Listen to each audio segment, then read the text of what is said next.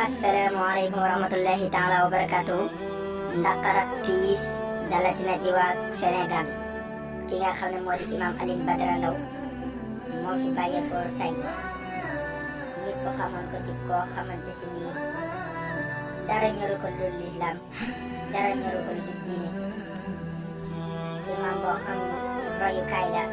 moo fi xëy bàyyeekoo di imam Alioune Badara Ndao ñu naan yàlla na yàlla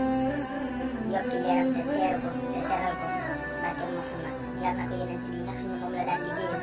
teeru teral ko di jaay seen naam Muhammad te njabootam bi mu fi bàyyi